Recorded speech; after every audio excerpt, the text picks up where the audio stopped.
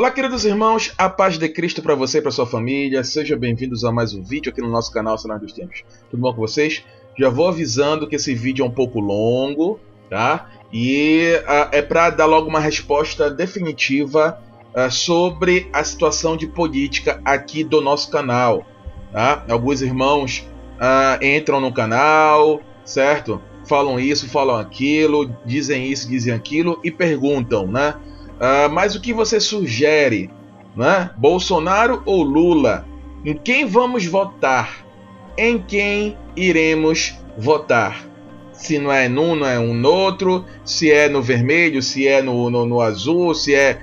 Em quem vamos votar? Né? E aí eu sempre falo, meus irmãos e minhas irmãs, vocês não estão acompanhando nossos vídeos, certo? Também outros falam, mas... Está na palavra que todos os governantes, todos os líderes das nações foram instituídos por Deus, né? Também tem essa situação que muitos falam aqui no nosso canal. Então devemos respeitar os líderes, os presidentes, os governadores, porque foi Deus que os colocou lá, tá? Então eu vou fazer logo um resumo de tudo isso, né? E vou falar de tudo isso nesse vídeo. Então vai demorar um pouquinho mais do que o comum, mas fique aí até o fim, certo? Então vamos começar com a parte de a quem devemos votar, né? Para quem devemos dar o nosso voto, né? Em quem devemos votar, certo? Eu vou falar de uma história aqui que aconteceu em 1 Samuel 8 e diz assim: o povo pede um rei. O povo pede um rei. Quando Samuel ficou velho, pôs os seus filhos como juízes de Israel. O seu filho mais velho se chamava Joel e o mais novo Abias, ou Abiás. Eles eram juízes da cidade de Beceba. Porém, não seguiram o exemplo do pai. Estavam interessados somente em ganhar dinheiro, aceitavam dinheiro por fora e não decidiam os casos com justiça. Os filhos de Samuel, Samuel o profeta. Então todos os líderes de Israel se reuniram e foram falar com Samuel. Em Ramá, eles disseram: olhe, você já está ficando velho e os seus filhos não seguem o seu exemplo. Por isso queremos que nos arranje um rei para nos governar, como acontece em outros países.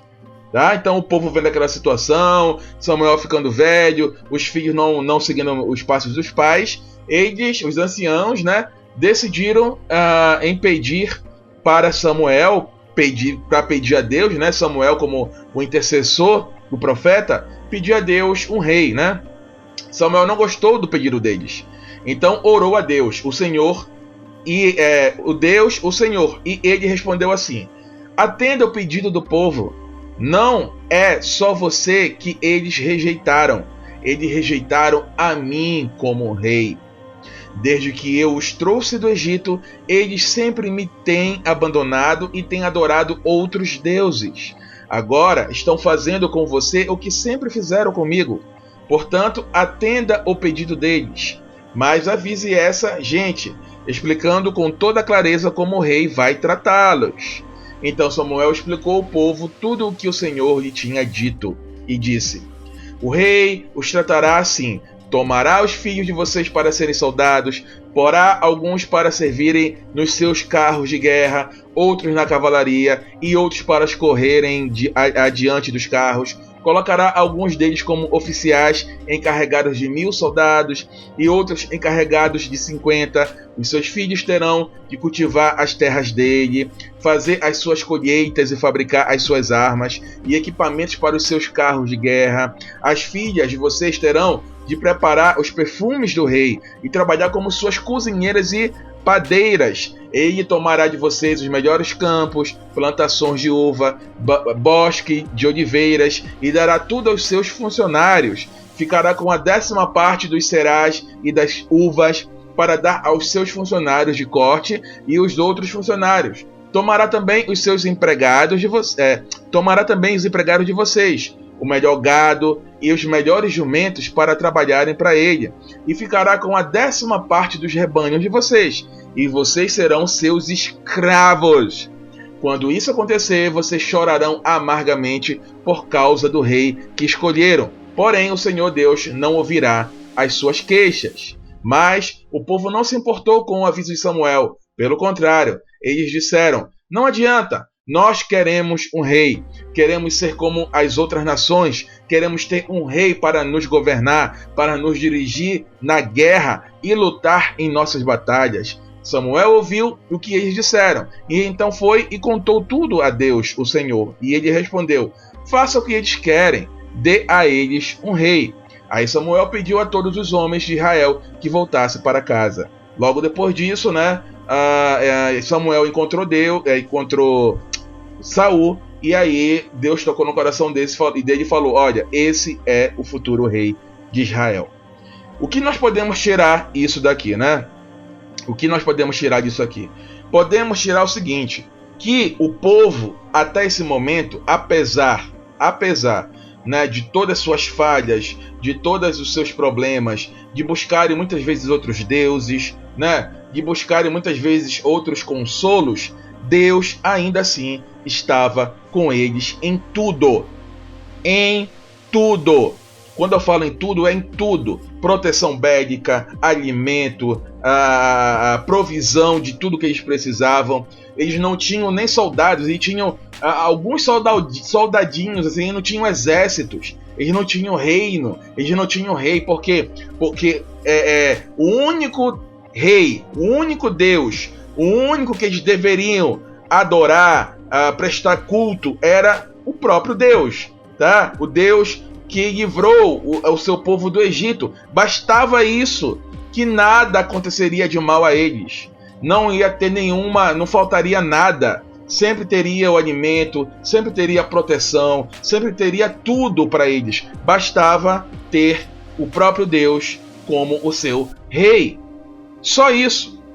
Só que o povo, carente, precisando, necessitado de elevar um ser humano a rei, elevar uma pessoa de carne a um status de governante, certo? Pediu a Samuel, o profeta, falasse com Deus, e Deus falou: olha, não é você que estão rejeitando só não, Samuel, estão rejeitando a mim, estão rejeitando a minha proteção, estão rejeitando as minhas provisões, estão rejeitando o meu amor por eles.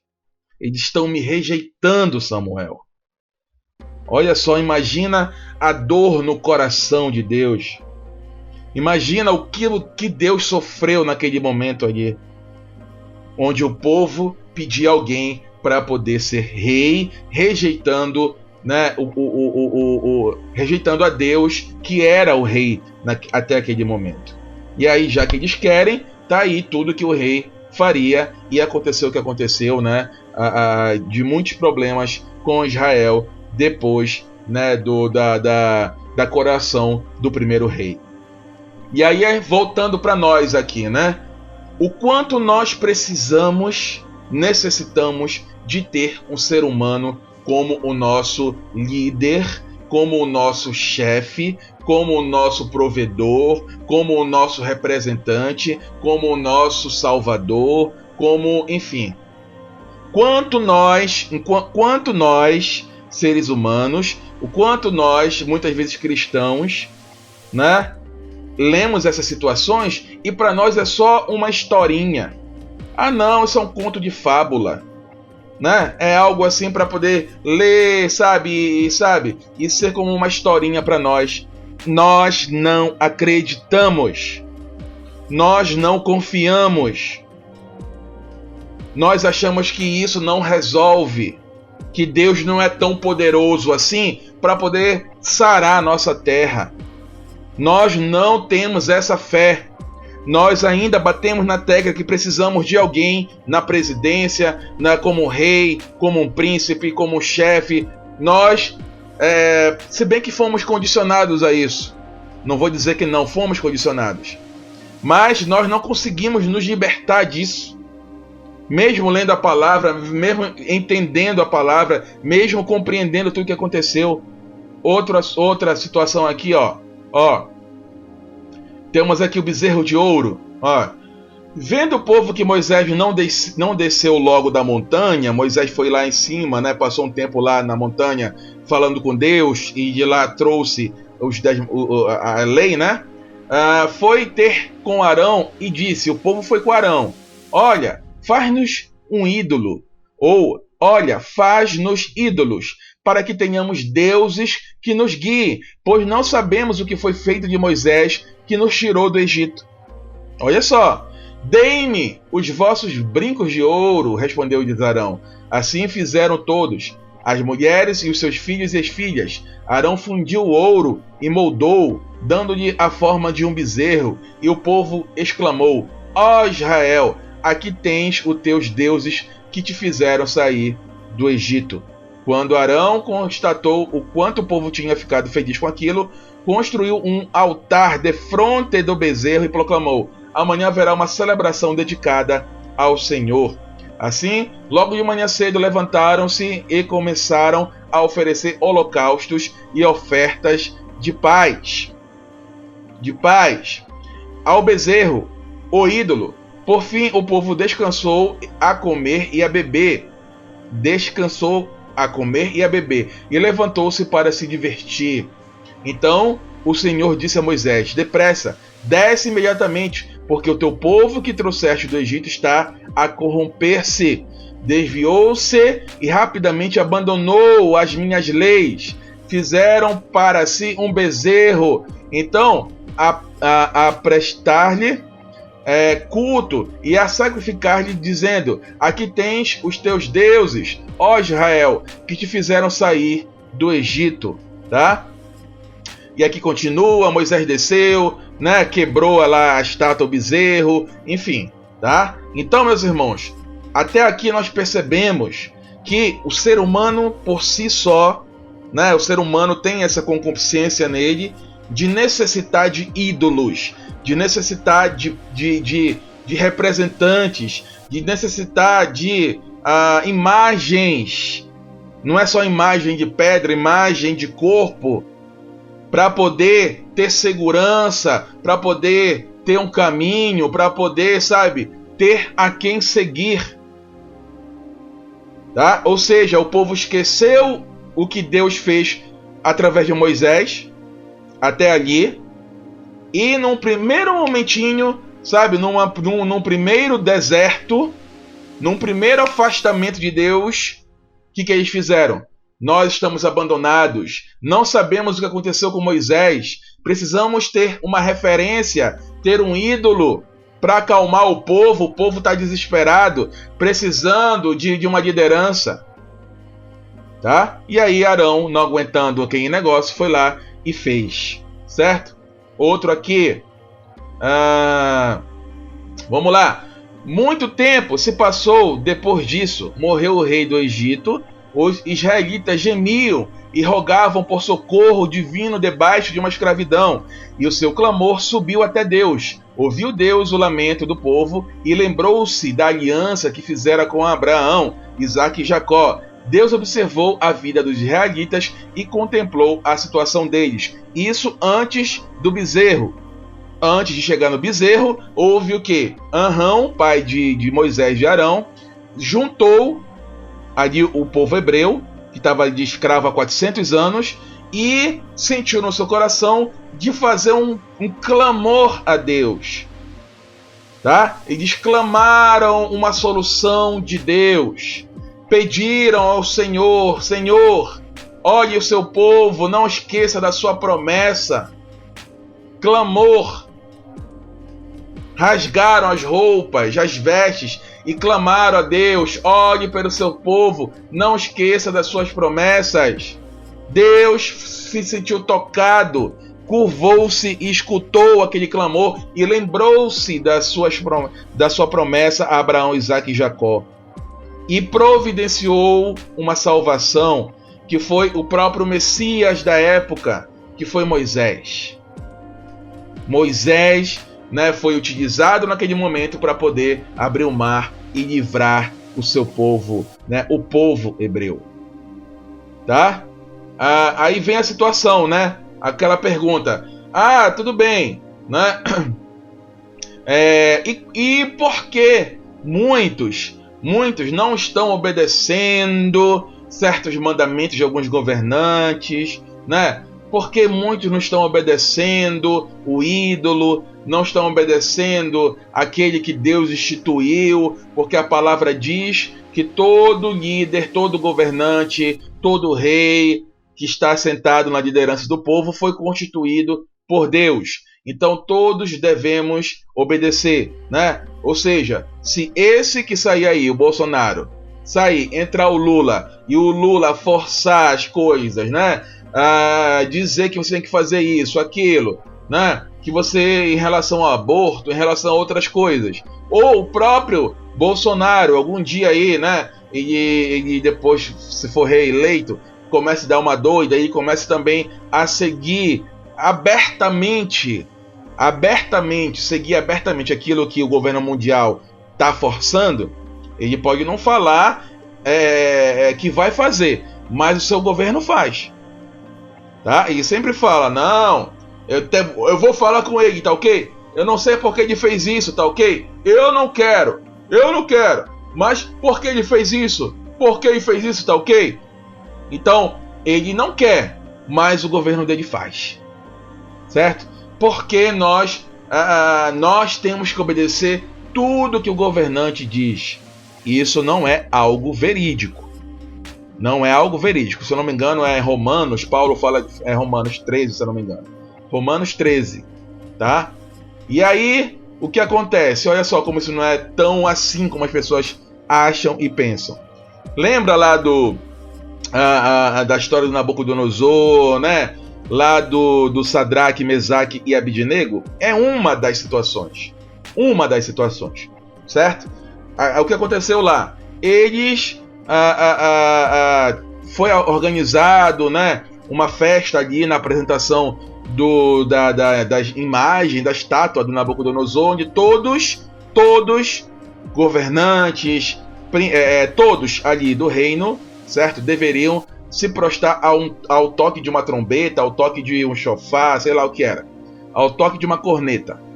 Todos deveriam se ajoelhar, tá? Então, ou seja, os judeus, né, os outros estavam ali, estrangeiros, o povo ali, né, original de lá, enfim, todos deveriam se prostrar, né, ali perante a imagem do rei.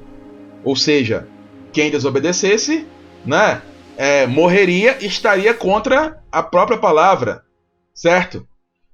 E aí, falando agora sobre a obediência total que devemos ter aos governantes, né? Obediência total que devemos ter aos governantes. Na palavra está repleta de situações, né, de que isso não é tão assim, né? Lá em Romanos 13, se eu não me engano, 13, Paulo fala que todos devemos ser obedientes ou submissos à nossa liderança social, né? A nossa liderança espiritual, a nossa liderança, enfim. Porque se eles estão ali foi porque Deus instituiu. Então todos devemos obedecer esses líderes, né? Mas a Bíblia está repleta de situações que não foram bem assim. Na história de Roma, por exemplo, né? Os cristãos que foram mortos nas arenas, né? Ali nas arenas porque não quiseram adorar o Deus romano, o governador, o imperador, certo? Então, era uma ordem social, era uma ordem do governante, era uma ordem de um líder. Ou seja, se você desobedecer, você vai morrer.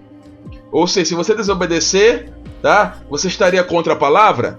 Você estaria indo contra aquilo que Deus ordenou, que todos nós devemos obedecer em tudo o que o chefe da nação, o chefe, enfim, diz pra gente fazer? Então, todos aqueles cristãos ali que não quiseram se prostrar e adorar ao Deus romano ou adorar o imperador, né, fizeram errado. Deveriam então fazer. Então, são coisas, são situações que a gente deve realmente pensar, ter coerência. Nós devemos seguir, sim, um governante que realmente a gente perceba que ele está sob a graça de Deus, sob os mandamentos de Deus. Agora, se um governante manda, né, olha, você se prostra perante a mim, porque se você não se prostrar e você não negar a Yeshua HaMashiach, você vai morrer. Eu Jamais vou fazer isso. Eu prefiro morrer. Eu não vou negar a Yeshua HaMashiach. Eu não vou negar as coisas do alto. Eu não vou negar a Deus. Eu não vou negar. Você está entendendo? E aí, porque a palavra diz e eu interpreto da forma que está escrito ali, não. Se a palavra diz que eu tenho que fazer, eu tenho que negar Cristo porque a minha autoridade maior social pediu, então eu tenho que negar. Não é bem assim. Então na palavra existem várias situações, como por exemplo, olha só, né, voltando um pouco lá para o Antigo Testamento, tem até Nabucodonosor, né, o Sadraque, Mesaque e Abidnego, que foram jogados na fornalha, porque não quiseram adorar a estátua do rei. Os governantes, os nobres, todos deveriam se prostrar perante a imagem do rei. E eles falaram, não vamos fazer, porque eu estarei indo contra a lei de Deus, de não adorar uma outra imagem, de não adorar imagens, não adorar imagens. Então nós não vamos fazer isso. E aí eles foram conduzidos lá para a fornalha. Tem a situação de Daniel também, né, que é algo parecido assim, né? Ele não poderia orar em tal dia, se eu não me engano. Ele foi lá e foi colocado nas covas dos leões. Ele negou, tá, uma ordem social, uma ordem do rei. Então essa situação nós devemos pesar bem, ter o discernimento, tá? Nossa obediência a um líder vai até o ponto aonde não a gente não está pecando contra Deus. A gente não está blasfemando contra Deus. A gente não está negando a Deus. A nossa obediência vai até ali. Depois daquilo, nós não devemos mais obedecer. Porque ou a gente adora e obedece o ser humano por completo, ou a gente adora e obedece a Deus. Não tem como obedecer e adorar os dois. Você entende?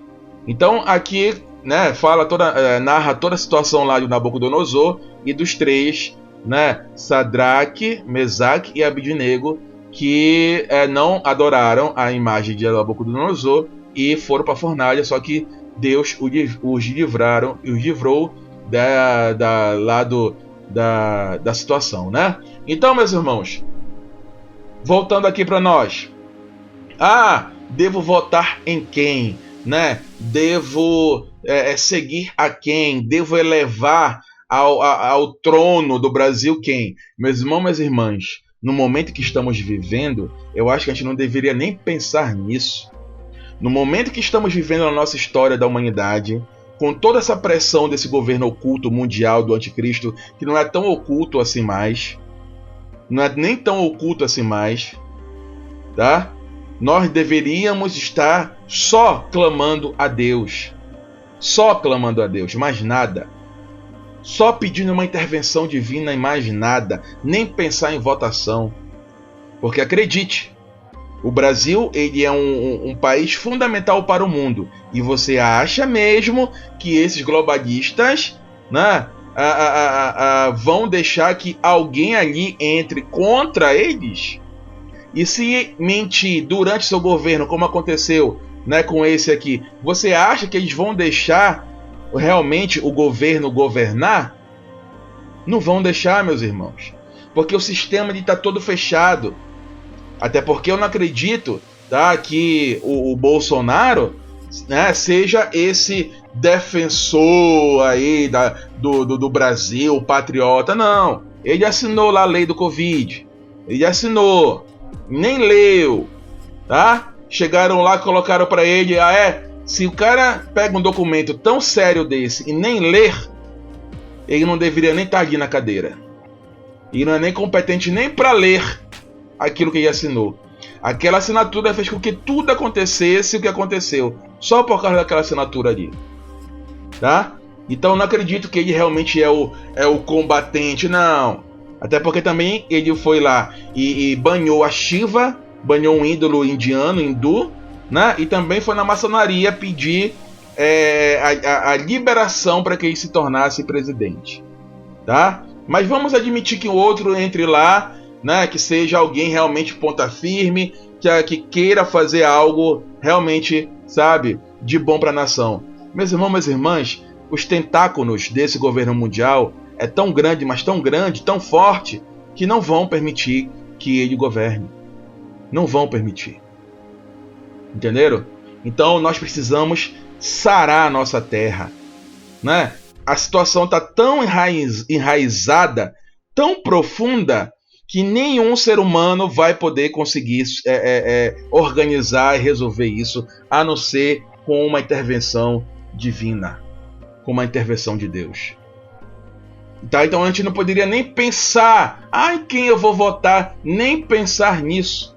Deveríamos buscar a Deus para que Ele pudesse nos guiar enquanto povo, para que Ele possa ser o único rei, o único governante, o único presidente, coisa que o povo de Israel negou, rejeitou.